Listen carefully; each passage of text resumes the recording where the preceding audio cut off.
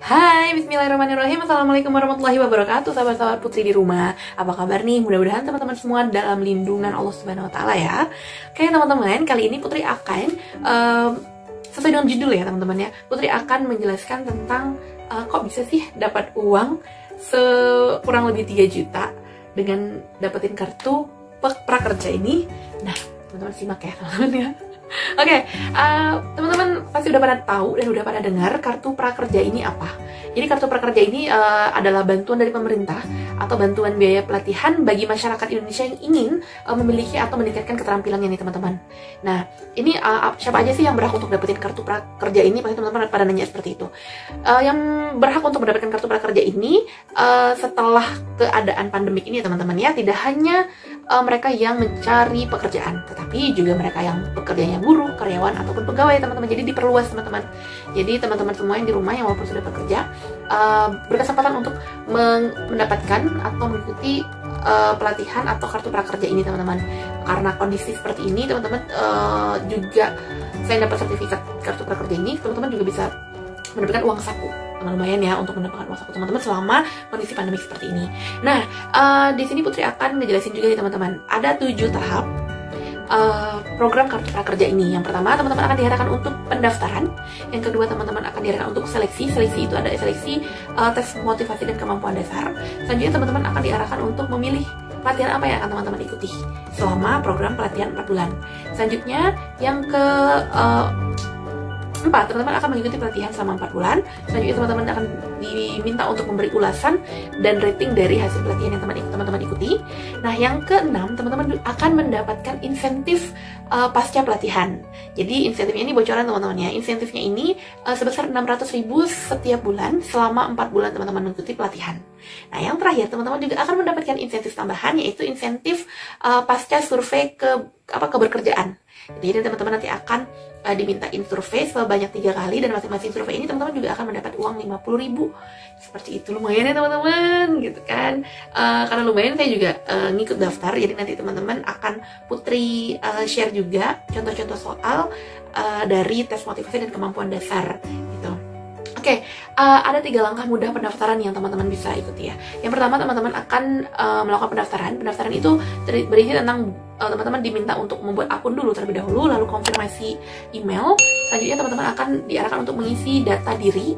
Nah, di data diri itu teman-teman akan dimintain nomor KTP, alamat, identitas teman-teman. Selanjutnya teman-teman juga akan dimintain untuk foto KTP teman-teman. Jadi fotonya tuh bukan scan tapi benar-benar teman-teman foto gitu. Selanjutnya juga ada swafoto, jadi foto diri teman-teman sama teman-teman sambil nunjukin KTP teman-teman gitu. Nah, yang terakhir teman-teman akan mengikuti tes motivasi dan kemampuan dasar. Teman-teman jangan takut, tes motivasi dan kemampuan dasar ini tesnya simpel banget dan tidak meribetkan teman-teman. Apalagi teman-teman yang udah pernah ikut CPNS, soal ini mah kecil banget gitu kan, gampang gitu. Nah, untuk gimana gambaran tesnya, Putri akan ngejelasin teman-teman dan membagi tips dan jawabnya. Oke, simak terus teman-teman video ini. Dan jangan lupa ya teman-teman ya untuk di subscribe, like, dan komen biar Putri terus semangat buat videonya nih teman-teman. Oke, thank you. Oke teman-teman, Putri akan kasih teman-teman beberapa soal. Tapi sebelumnya Putri jelasin dulu. Jadi tes motivasi dan kemampuan dasar ini terdiri dari 18 soal. Soalnya itu tentang motivasi teman-teman dan juga kemampuan dasar kayak soal matematika dasar seperti itu. Nah, waktu yang diberikan itu maksimal adalah 25 menit. Jadi kalau teman-teman lebih dari 20 menit ya dianggap sudah menyelesaikan hal itu. Tapi menurut Putri, ngerjain soal-soal ini itu nggak butuh waktu lama, 5 menit juga, 5-10 menit juga udah selesai teman-teman, karena simpel teman-teman. Oke, gimana soalnya? Kita simak ya teman-teman. Nanti Putri juga tampilin di sini ya sambil Putri lihat di handphone juga. Oke, soal pertama itu Putri dikasihnya hasil penjualan dagangan Pak Ahmad. Kita bisa lihat di grafik di situ. Kesimpulan dari informasi grafik tersebut adalah di bulan November baju koko lebih banyak terjual dibanding sarung. Yang B, penjualan dagangan Pak Ahmad menurun setiap bulan. Yang C, di bulan November baju koko lebih banyak terjual dibanding sarung. Yang D, dagangan Pak Ahmad paling laku di bulan November. Nah, kalau di sini kita tinggal melihat dari grafiknya aja teman-teman. Udah jelas ya kalau yang B, C, dan D ini nggak tidak benar, karena kalau kita bahas nih yang A kita lewatin dulu ya. Yang B, penjualan dagangan Pak Ahmad menurun setiap bulan. Pada kenyataannya semuanya meningkat ya teman-teman. Yang C, sebulannya meningkat maksudnya. Yang C, di bulan September baju koko lebih banyak dibandingkan baju sarung. Sedangkan kalau kita lihat di data September itu yang terjual paling banyak itu justru sarung. Yang D, dagangan Pak Ahmad paling laku di bulan November. Itu salah, karena yang paling laku di bulan Desember. Jadi jawaban yang benar adalah A, yaitu di bulan November baju koko lebih banyak terjual dibandingkan sarung. Gitu teman-teman, gampang ya, tinggal kita baca grafik aja. Selanjutnya juga ada nih teman-teman, hitung-hitungan juga. Jadi teman-teman akan diarahin dengan contoh kayak gini. Budi membeli minuman dingin seharga Rp5.000 per botol. Minuman tersebut kembali Budi jual di kios miliknya dengan keuntungan 15%. Harga penjualan 100 botol minuman adalah, nah nanti Putri juga akan tampilin di sini caranya seperti apa.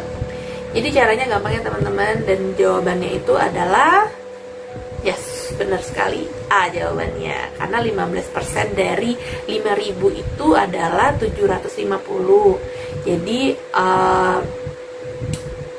si Budi ini menjual minuman itu dengan harga Rp5.750.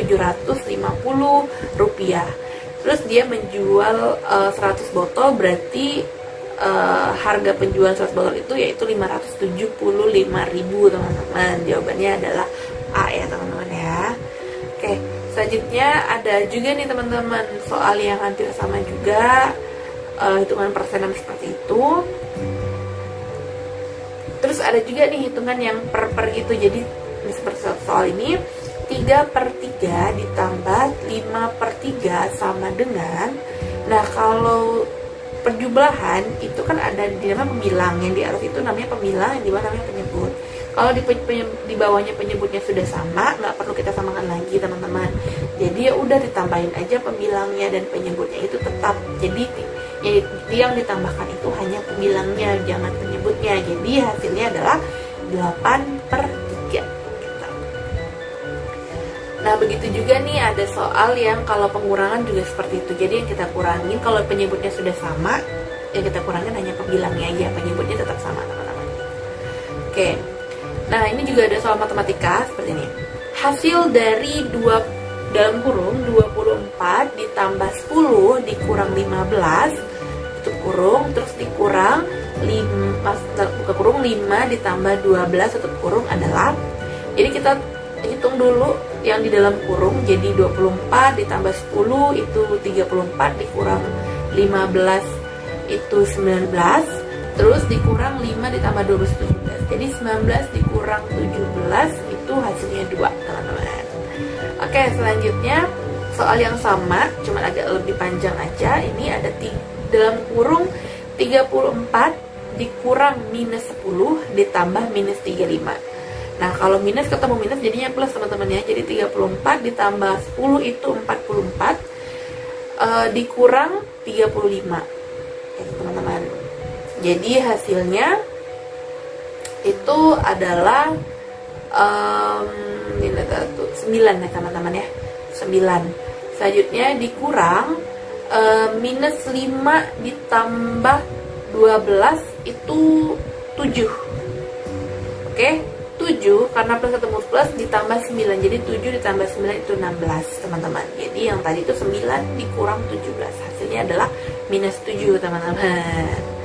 Oke, selanjutnya soalnya beberapa ada seperti itu ya teman-teman. Nah selanjutnya ada soal tentang motivasi. Nanti teman-teman akan ditanyain beberapa pertanyaan seperti ini. Yang pertama ya, seberapa setuju atau tidak setujukah Anda dengan pernyataan berikut? Jika pekerjaan lebih susah dari yang saya perkirakan, saya tidak akan terus. Nah, nanti di pilihan gandanya itu teman-teman akan diarahkan untuk memilih sangat tidak setuju, netral, tidak setuju, sangat setuju, atau setuju. Kalau Putri sarankan, kalau misalnya teman-teman setuju, pilihlah yang sangat setuju. Tapi kalau teman-teman tidak setuju dengan pernyataan itu, pilihlah yang sangat tidak setuju. Kenapa? Karena kalau pengalaman Putri kalau misalnya ikut psikotes dan segala macam ya, kita harus memilih satu hal yang bisa dibilang apa ya, yang paling jelas gitu, menandakan bahwa kita tuh tegas dan teguh dengan pilihan kita gitu. Jadi pilihlah yang sangat gitu, jangan pilih netral, jangan ya teman-teman. Karena kalau netral kita kelihatan kayak labil aja gitu, kayak maksudnya nggak bisa nentuin apa-apa gitu ya. Jadi pilihlah yang paling gitu. Ada lagi pertanyaan seperti ini, seberapa setuju atau tidak setujukah Anda dengan pernyataan berikut? Saya merasa minder atau rendah diri pada saat orang lain bisa melakukan sesuatu lebih baik dari saya. Nah gitu juga teman-teman ya, jawab. Kalau teman-teman jawab setuju dengan pernyataan itu, jawablah yang sangat setuju. Kalau teman-teman tidak setuju, jawab yang sangat tidak setuju. Jadi benar-benar yang paling gitu ya. Dan kalau teman-teman tuh tegas gitu dan yakin dengan jawaban teman-teman. Nih satu lagi ya, Putri kasih contoh soal motivasi. Seberapa setuju atau tidak setujukah Anda dengan pernyataan berikut? Saya sering memulai kegiatan namun jarang menyelesaikannya. Nah jawabannya juga sama teman-teman ya, pilihlah sangat tidak setuju atau sangat setuju gitu. Nah paling itu aja contoh beberapa contoh soal-soal di tes motivasi dan kemampuan dasar yang bisa Putri share ke teman-teman. 18 soal itu nggak jauh beda teman-teman, jadi seputaran soalnya seperti itu aja. Jadi mudah-mudahan soal-soal yang Putri dan informasi-informasi yang Putri sampaikan di video kali ini bermanfaat buat teman-teman, dan semoga teman-teman bisa lolos tes, karena ini ya hasil tesnya mesti tidak kita bisa ketahui pada saat itu, jadi ada prosesnya teman-teman. Nah itu teman-teman mudah-mudahan bermanfaat. Thank you for watching teman-teman semuanya di rumah. Mudah-mudahan teman-teman semua sehat walafiat dan terhindar dari COVID-19 ya. Dan jangan lupa tetap stay at home. Kalau tidak ada urusan penting keluar, jangan keluar di rumah aja teman-teman. Nonton video yang bermanfaat.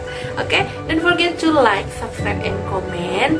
Kira-kira teman-teman pengen nanya apa aja seputaran tentang kartu prakerja ini, silahkan nanti Putri akan bisa jawab untuk di video berikutnya. So, wassalamualaikum warahmatullahi wabarakatuh.